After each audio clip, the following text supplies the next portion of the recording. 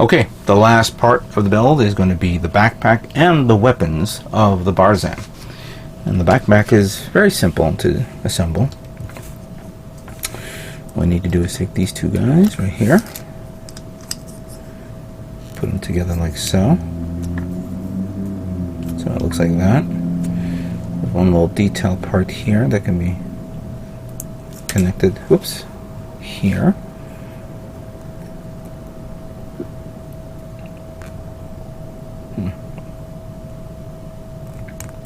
There we go.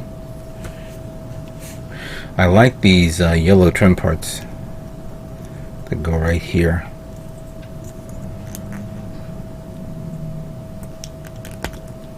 Hold on a second. Am I doing this right? Feels like I'm not. There we go. And clearly you want to do this first before you put this on. No, not that on, sorry.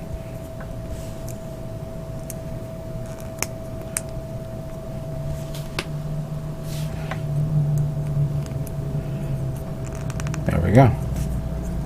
Backpack is done. Very nice, I like that. Now it's the beam rifle. Alright, so the gun. First we take this, put that here, put that in here like so. Supposed to be like that. This part goes here.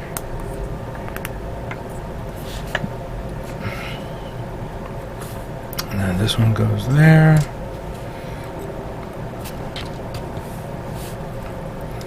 This one goes here. Then we have this part that goes there.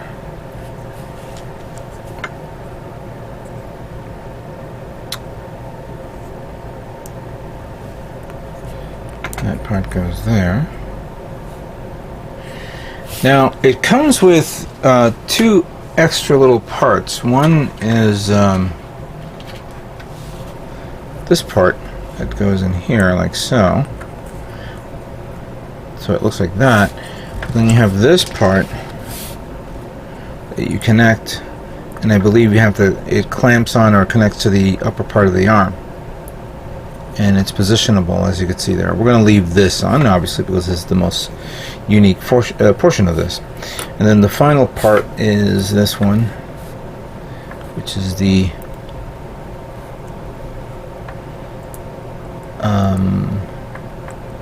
Vulcan pod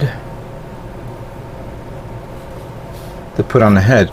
And like the last kit that I made, it has that little notch in the little antenna. I'm going to remove it using this. There we go. And I'll just do a little light sanding to clean it up a bit. Alright, Vulcan pod, beam rifle, backpack, all now complete. Let's now move on to the final assembly of this kit. Alright, so here are all the parts that makes up the Barzam. Let's put it together and see how it looks. First up, the legs. Put this one here.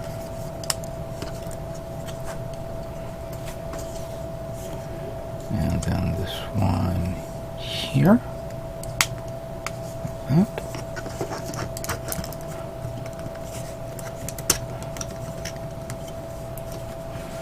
Then we have left arm,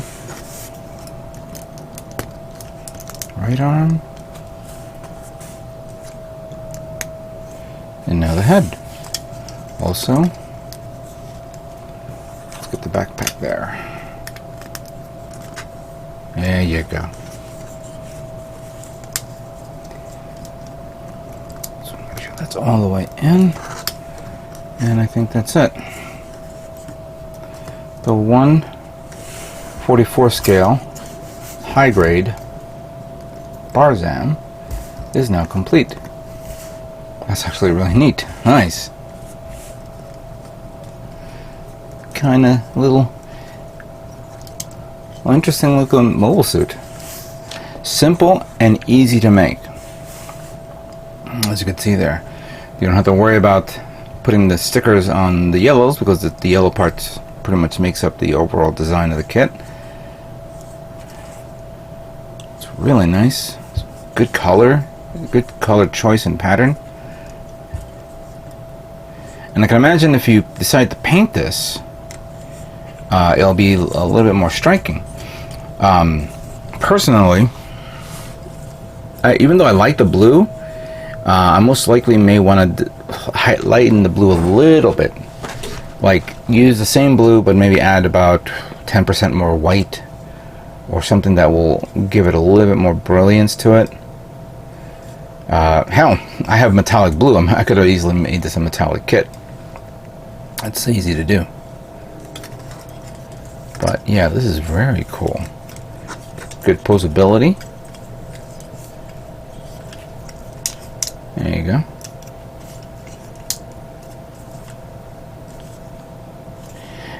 It has a hole there, so if you want to put a base stand and put this on an action base, that's cool.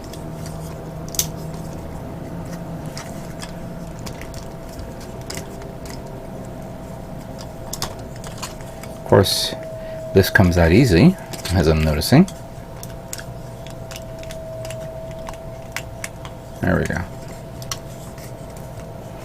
It has that same feel and look to, what was that, the other mobile suit, the yellow one, and right now it escapes me, from the Zeta series, that was like a little stubby in overall look.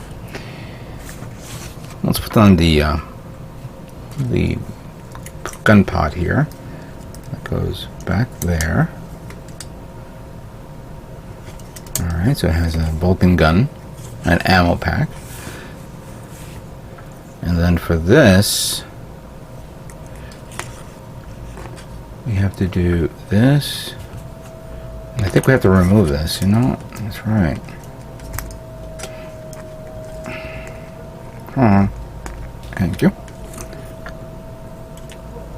So we put that there. And then the connector for this goes right up there.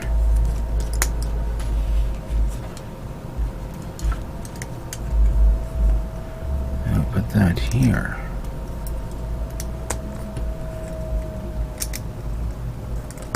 Here we go. So,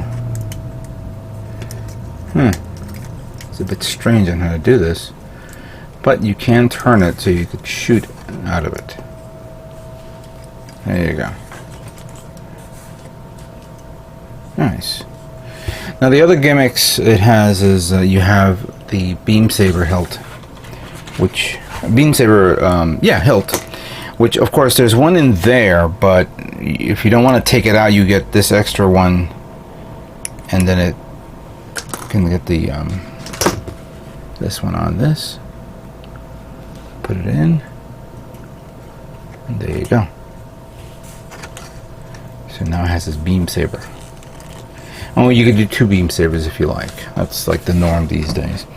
And if you feel like you don't want to use the beam sabers, if you want to give them some action poses, you have the hands, like this one right here. So all you need to do is remove this and put that there, and now you have an open hand.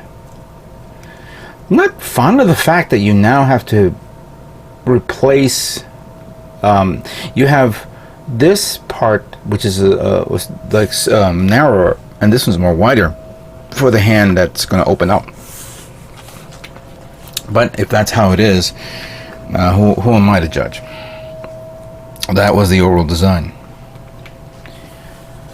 So, final thoughts on this. This is actually a neat little kit to build. It's a good price range if you guys are planning to get it. if you want to plan to get it and customize it, I see some really cool possibilities. It has some interesting features like a gladiator type mobile suit. The only thing is, and I'm going to bring this camera down so you guys can see a better angle of this. There we go. Pull it back a bit. The only thing is, though, is the stubbiness of how it overall looks. It's like I think because it's a mass-produced mobile suit, they're trying to get this out there in the field. They decided to, like, you know, we're gonna cut costs and make it look a little differently, but but more efficiently to build, you know, to mass produce and get it out there in the battlefield, so people, you know, so they can overwhelm the opposing forces. That is my interpretation. So you had to make a mobile suit that's very limited in its capabilities, but has a lot of potential. A lot of potential. As a side-by-side comparison with another... Surprisingly, I thought I had another Zeta kit.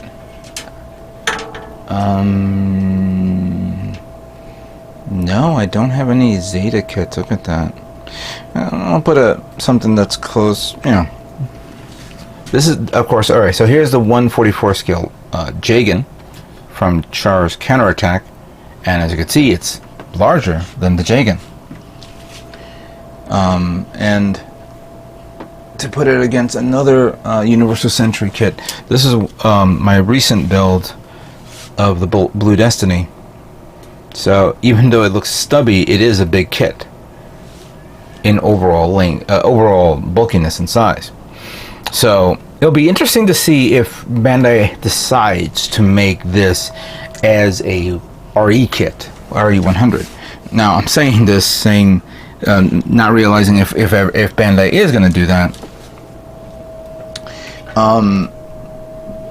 Who knows? We may see that as an RE kit, but we all remember seeing the poster of potential RE100 kits, and this was one of them. This was one of them, and it would have been a great choice and great idea to do this.